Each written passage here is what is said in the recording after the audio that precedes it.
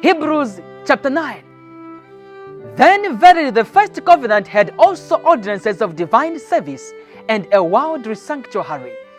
For there was the tabernacle made, the first, wherein was the candlestick and the table and the showbread, which is called the sanctuary.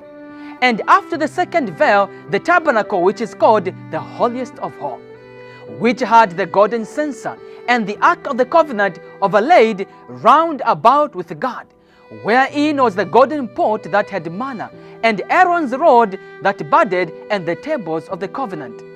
And over it the cherubims of glory, shadowing the mercy city, of which we cannot now speak particularly. Now, when these things were thus ordained, the priests went always into the first tabernacle, accomplishing the service of God.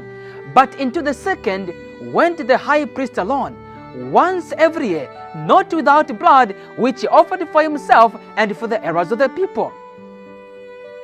The Holy Ghost, this signifying that the way into the holiest of all was not yet made manifest, while as the first tabernacle was yet standing, which was the figure for the time then present, in which were offered both gifts and sacrifices that could not make him that did the service perfect as pertaining to the conscience, which stood only in meats and drinks, and diverse washings and carnal ordinances imposed on them until the time of the Reformation. Verse 11.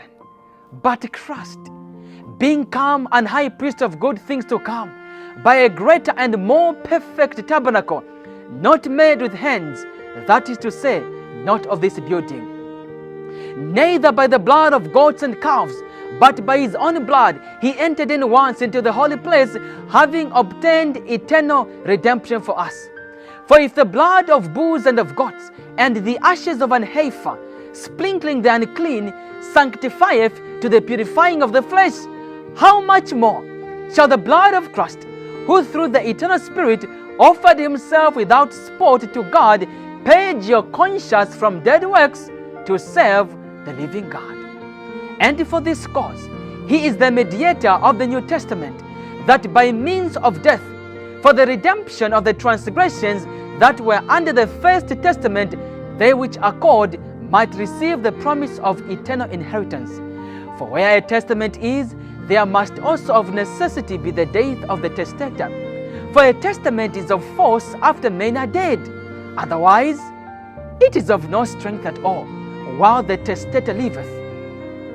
Whereupon, neither the first testament was dedicated without blood. For when